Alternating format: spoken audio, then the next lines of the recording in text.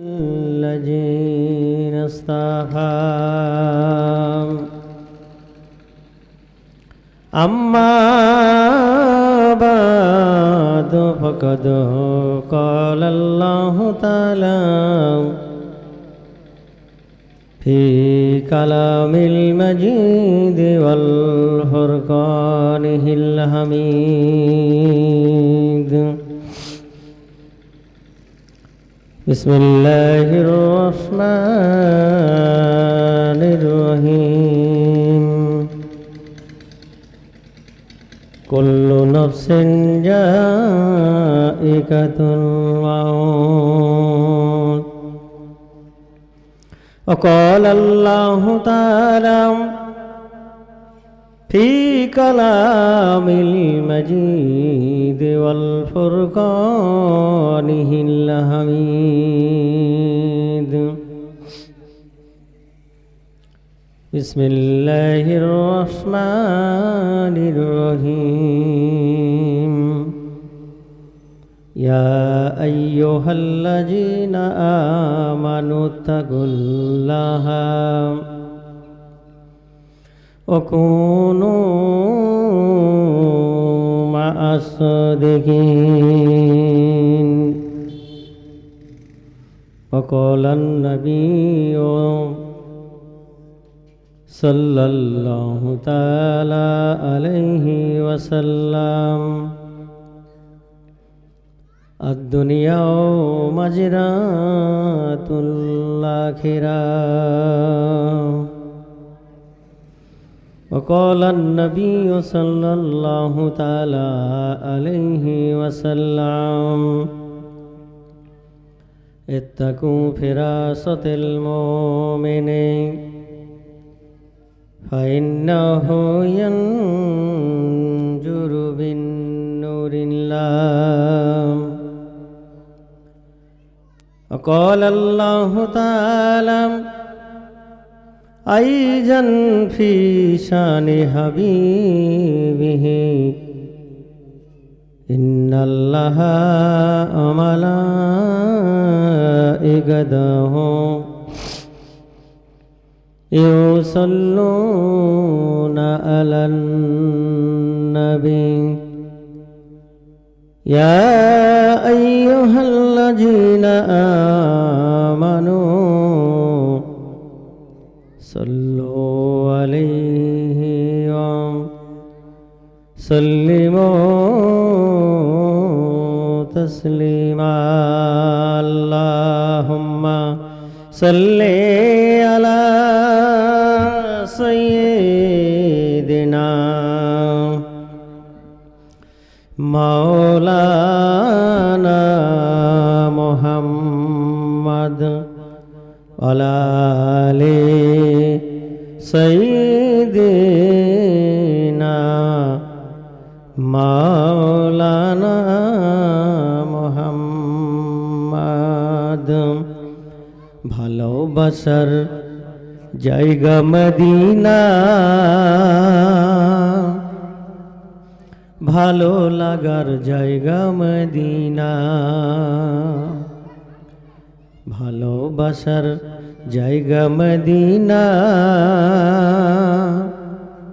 ভালো লাগার জায়গা মদিনা এত সুন্দর জায়গা কোথাও দেখি না এত সুন্দর জায়গা কোথাও দেখি না সাজিয়েছেন দয়াল রব্বানা ভালোবাসার জায়গা মদিনা ভালো লাগার জায়গা মদিনা ভালোবাসার জায়গা মদিনা আল্লাহুম্মা সাল্লি আলা সাইয়্যিদিনা মাওলানা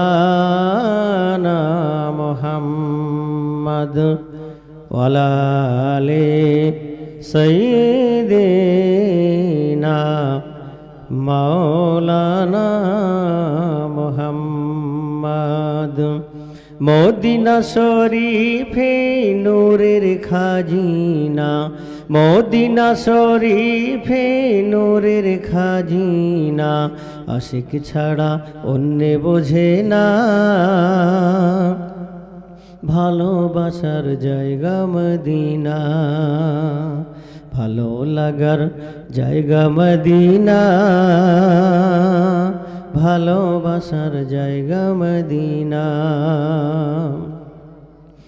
যতই দরদ পড়ি তৃপ্তি মেটে না, যতই দরদ পড়ি তৃপ্তি মেটে না, শূন্যতে অশান্তি থাকে না, ভালোবাসার জায়গা মদিনা, ভালো লাগার জায়গা মদিনা,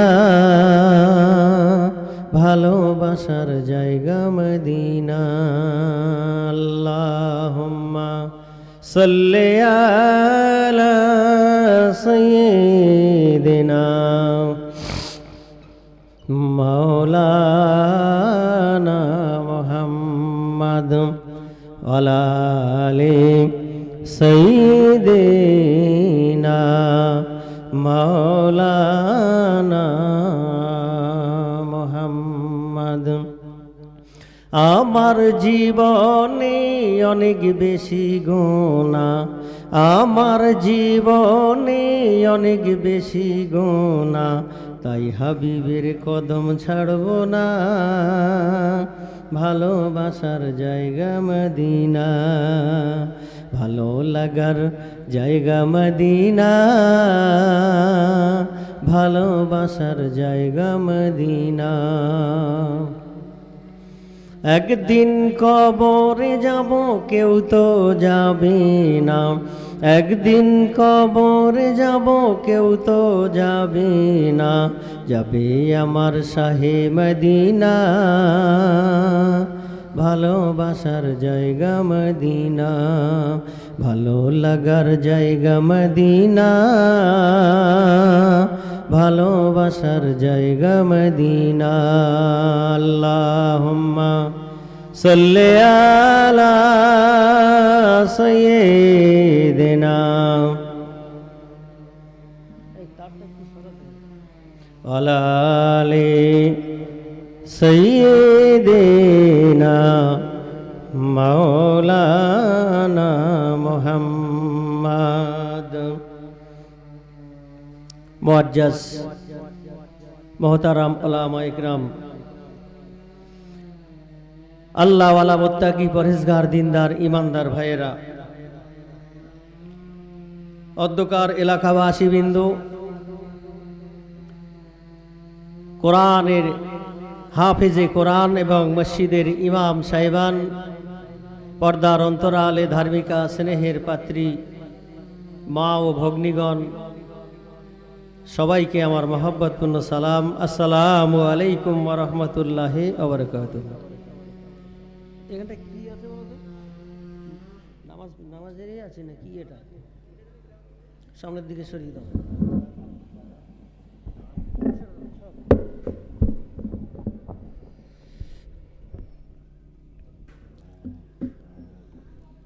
আল্লাহ পাকের দরবারে শুকরিয়া জ্ঞাপন করি। এটা চিপ দিতে হবে।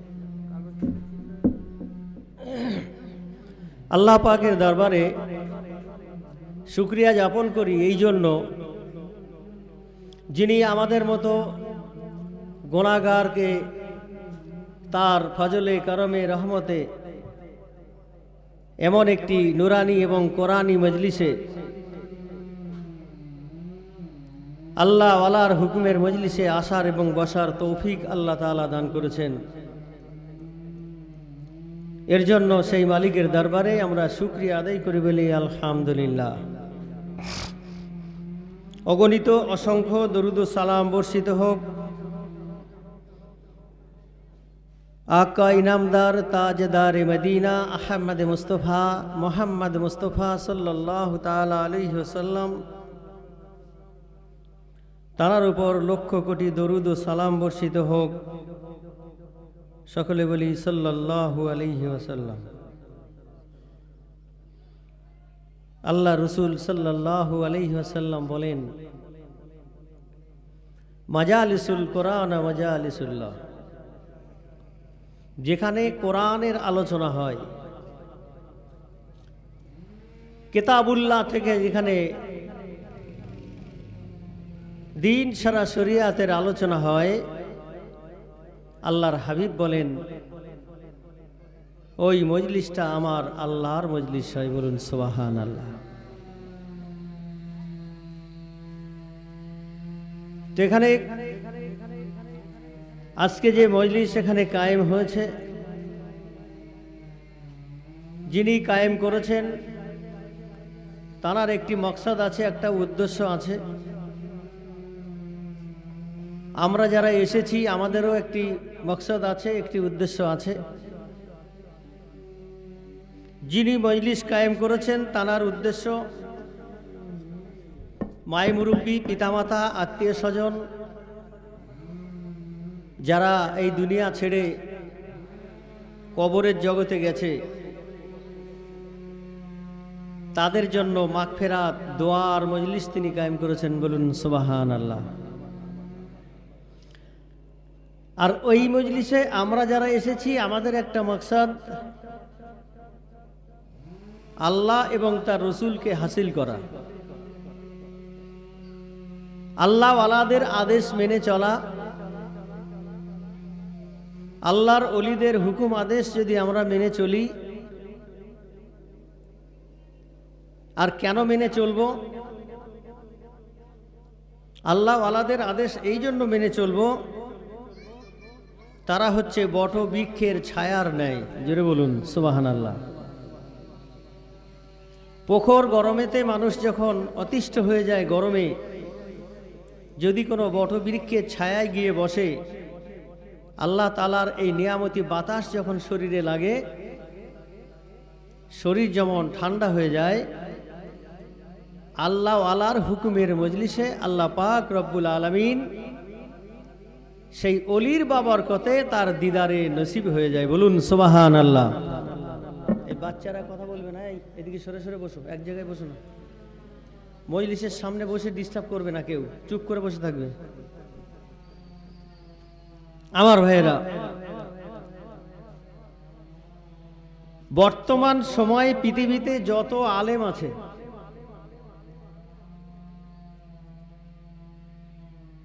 যত শায়েক আছে, এমনকি বড় বড় মুফতি মুহাদ্দিস যারা আছে, তাদের এলেমের জ্ঞান, কিতাবি জ্ঞান, কতটা কিতাব পড়েছে আমার জানা নেই। সাইকুল হাদিসও যদি দাবি করে, আল্লামা জালালউদ্দিন রুমি রহমতুল্লাহ আলাইহ, তিনি ছিলেন রুমের সম্রাট, কিন্তু তানার ওই জামানায় যতগুলো কেতাব তিনি পড়েছিলেন, তার কেতাবের লাইব্রেরিটা হলো 1 মাইল লম্বা। সুবহানাল্লাহ বলবেন না? কতটা লম্বা? আমাদের বাড়িতে নামাজ শিক্ষার বই পাওয়া যায় না।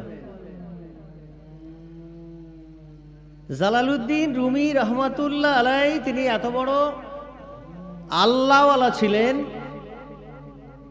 তার কুতুবখানা ছিল 1 মাইল লম্বা, আর কয়েকখানা উট ছিল তার চাবি খোলার, তালা খোলার চাবি বয়ে নিয়ে যাওয়ার জন্য। এমন একজন ব্যক্তি, এমন একজন শিক্ষিত পণ্ডিত, আলেম, জ্ঞানী, তিনি বলছেন কি, এক জামানা সহবতে বা আউলিয়া বেতারাদ সাদ সালে তাত বেরিয়া। আল্লাহর ওলি জালালউদ্দিন রুমি রাহমাতুল্লাহ আলাইহি বলেন, আমি রোমের সম্রাট, আমি রোমের বাদশাহ। জালালউদ্দিন রুমির মা, তার নানার একমাত্র কন্যা, তার কোনো পুত্র কন্যা সন্তান ছিল না। জালালউদ্দিন রুমির নানা ছিল বিশাল বড় ধনী মানুষ। ওই জামানায় ট্রেন ছিল না, ওই জামানায় প্লেনও ছিল না, ওই জামানায় কোনো বাস ছিল না, ট্যাক্সি ছিল না, বাইক ছিল না, সাইকেলও ছিল না। এত বড় শায়েখ দিন প্রচার করতে যাবে, কেমন করে হেঁটে হেঁটে যাবে? নানা বলেন, জালাল, তুই আমার একমাত্র মেয়ের ছেলে, আমার একমাত্র কন্যার সন্তান, তুমি এত বড় শায়েখ, এত বড় আল্লাহওয়ালা, তুমি যদি হেঁটে হেঁটে আল্লাহর দিন প্রচারের জন্য যাও, একটা মান সম্মান প্রেস্টিজের ব্যাপার। নানা ডাক দিয়ে বলছে, জালাল, আমি তোমার জন্য দিন প্রচার করতে যাওয়ার জন্য আমি একটা তোমার জন্য পালকি বাহন বানিয়ে দিলাম। সুবহানাল্লাহ বলেন। কি বানিয়ে দিলাম? এই আওয়াজটা বড্ড ডিস্টার্ব, কিন্তু কিছু করার নাই। থাক বাবা, থাক থাক থাক, কিছু করার নেই, ছেড়ে দিন, থাক। আমার ভাইয়েরা, আমার দিকে খেয়াল করেন। জালালউদ্দিন রুমি রাহমাতুল্লাহ আলাইহি বলছেন, আমার নানা আমার জন্য একটা পালকি বানিয়ে দিল।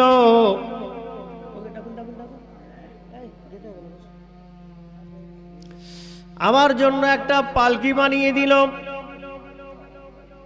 জালালউদ্দিন রুমি রাহমাতুল্লাহ আলাইহি বলেন, আমি রোমের সম্রাট সম্ভ্রান্ত পরিবারে জন্মগ্রহণ করেছি।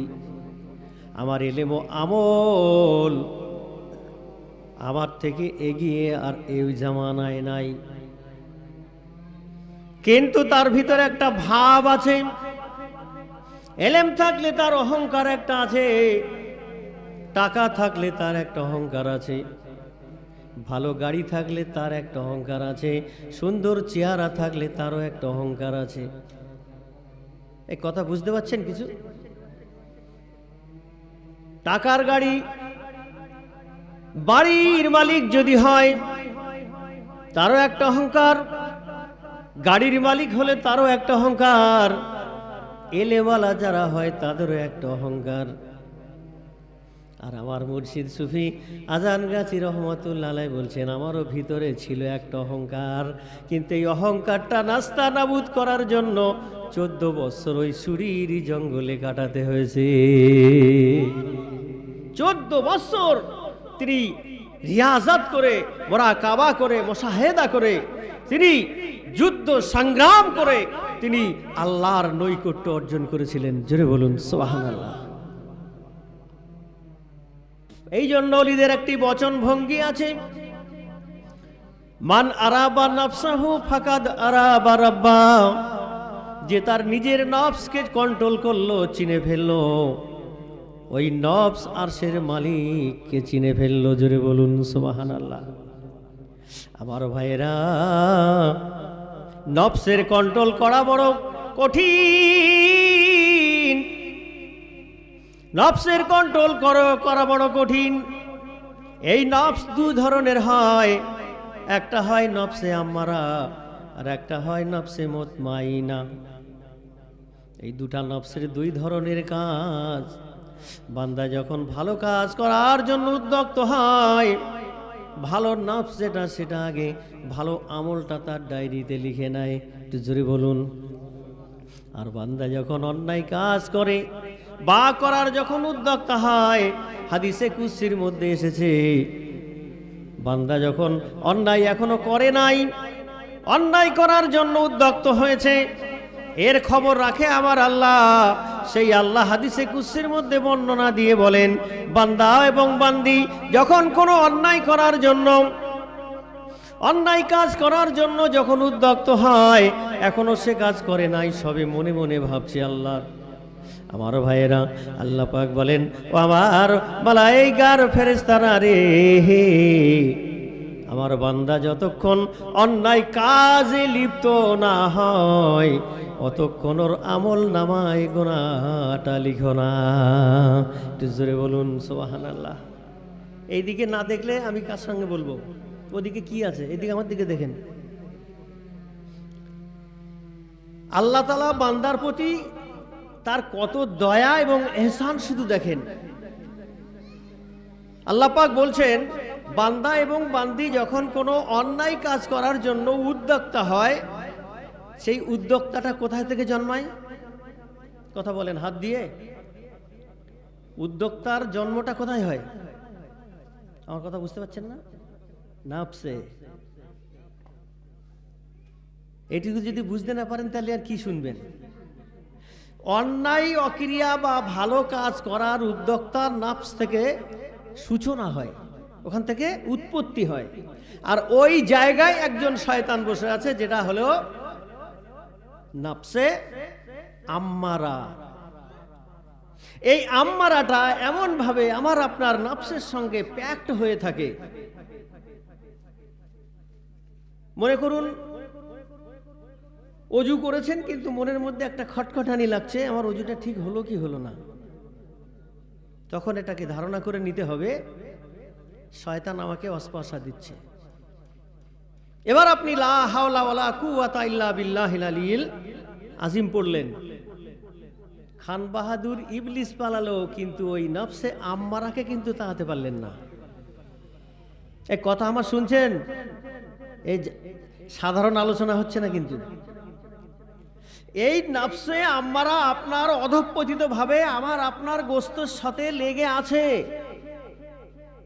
লা হাওলা পড়লে শয়তান ইবলিস চলে যাবে, আর এ আস্তে আস্তে ফুলে ফেপে মোটা হবে। একে তাড়াতে পারবেন না। একে কতল করার হাতিয়ার, মানুষ গরু ছাগল জবাই করতে গেলে যেমন ছুরি দরকার হয়, ধারালো অস্ত্র দরকার হয়, শয়তানের নাফসানিয়াত কুমন্ত্রণা কাটতে গেলে আল্লাহর ওলির ইমানের তলোয়ার দরকার হয়। এটা জোরে বলুন। ইমানের তলোয়ার বুঝেন? ওর চোখে দেখা যায় না। এই তলোয়ার যতক্ষণ আপনি অর্জন না করতে পারবেন, আজীবন কাল সাধনা করিয়াও প্রকৃত মকসিদে মঞ্জুলে পৌঁছতে পারবেন না, যতক্ষণ কোন নেককার সালেহীন আল্লাহ আলার সঙ্গ লাভ না করবেন। জোরে বলুন। কথাটা কি আপনাদের বোঝাতে পেরেছি? তাহলে এই নফসকে আম্মারাকে আপনি কিভাবে কতল করবেন? একে যতক্ষণ আপনি নিস্তেজ শেষ করতে না পারবেন, আল্লাহ পাক রব্বুল আলামিন এক সময় আমাদেরকে বলেছিলেন, আলাইস্তুম বিরাব্বিকুম, আমি কি তোমাদের প্রভু নই? যে হিন্দু খ্রিস্টান জৈন বৌদ্ধ আল্লাহর খাতায় সব একটা। জোরে বলুন। এখানে এসে যে যার গোত্র যে যার ধর্ম পালন করে, বাপ দাদার 14 পুরুষ করেছে, আমাকে করতে হবে। কিন্তু পৃথিবীর মধ্যে যত ধর্ম আছে সমস্ত ধর্মের শ্রেষ্ঠ ধর্ম ইন্না দীনা ইনদাল্লাহিল ইসলাম। জোরে বলুন। যার কারণে তো এদের উপরে এত অত্যাচার, উৎপীড়ন, নির্যাতন, জুলুম, অত্যাচার। মিষ্টি থাকলে পিঁপড়া আসবে। তো ঈমান যেখানে থাকবে আল্লাহ তাআলা ঈমানদারকে পরীক্ষা করবে। পরীক্ষা করবে না, এমনি এমনি ছেড়ে দেবে? কিন্তু আল্লাহ তাআলা তার সাথে সাথে আবার বলে দিয়েছেন, ঈমানদার কারা হবে? ইয়া আইয়ুহাল্লাযীনা আমানুস্তাঈনু বিস-সাবর।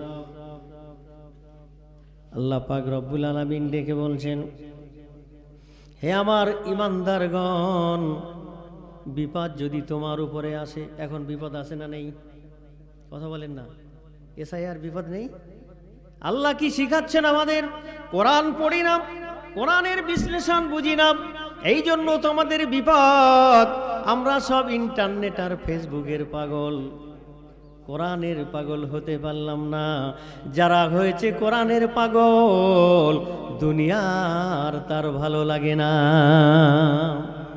আল্লাহ পাক রব্বুল আলামিন বলেন, গোলাম রে, এই পৃথিবীতে এত চাকচিক্য দেখো গোলাম। সকালবেলা পূর্ব দিকে আমি সূর্য উদিত করলাম, আবার একটা টাইমে আমি অস্তমিত করে দিলাম। সূর্য যখন অস্ত চলে গেল, রাতে অন্ধকার ছেয়ে গেল, উপরের দিকে তাকিয়ে দেখো আমি অগণিত কোটি কোটি তারকারাজি সুন্দর করে মালার মতো সাজিয়ে দিলাম। এরপর তার মধ্যে একটি উজ্জ্বল নক্ষত্র, যার নাম হলো চন্দ্র। জোরে বলুন সুবহানাল্লাহ।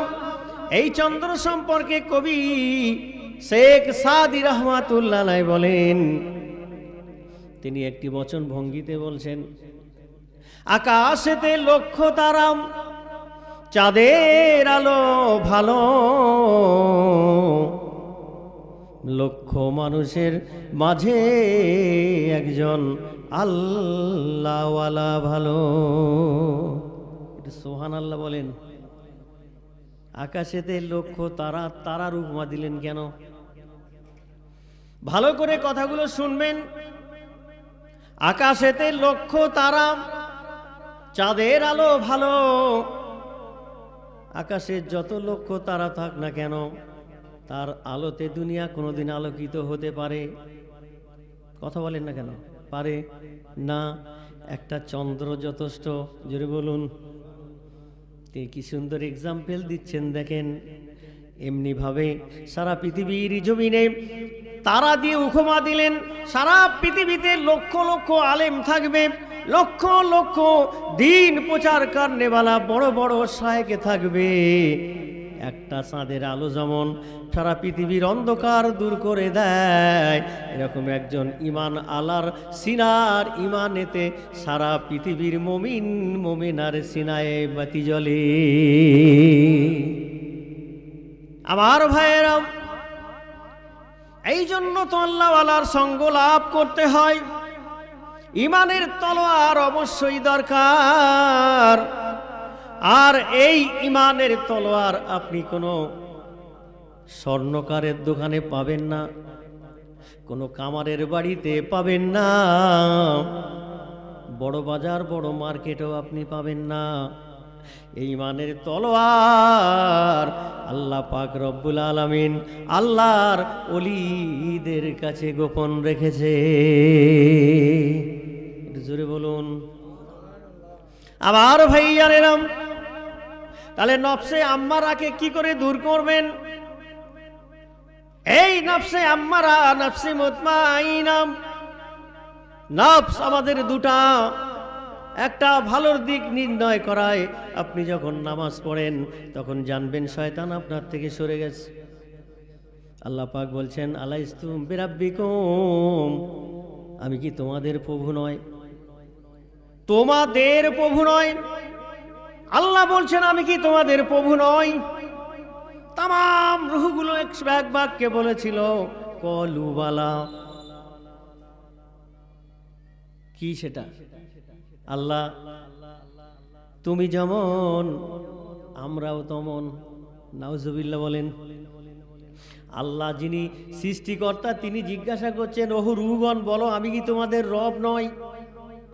আমরা সবাই ওই সময় বলেছিলাম, না না না, তুমি যেমন আমিও তেমন, আমরাও তেমন।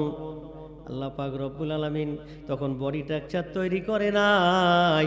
এক বাক্যে তামাম পৃথিবীতে কিয়ামতের সকাল পর্যন্ত যত মানুষ আসবে তামাম রূহগুলো একবার আল্লাহ তৈরি করে রেখেছেন। পরস্পর পরস্পর পাঠাচ্ছে। এই জন্য কিছু কিছু মানুষ এখন আবার তারা এটা নিজেরা গবেষণা করে আবিষ্কার করেছে, কোরআন হাদিসের কথা নয়। গবেষণা করে বলে এখন আর বাচ্চাগুলো এত ডেভেলপ, বলে সেই কবে সৃষ্টি হয়েছিল, রুহু সব পেকে গেছে। বলে না বলে না, কথা বলছেন না যে আপনারা, রুহু সব পেকে গেছে, এরকম বলে না? পাকা রুহু অনেকদিন আগে তৈরি হয়েছে তো। আসলে তা না, যুগের সাথে সাথে বাপ মা যেমন, সন্তান তেমন, বিবি যেমন তার কন্যা তেমন, বাপ যেমন তার বেটা তেমন। কথা বোঝেননি?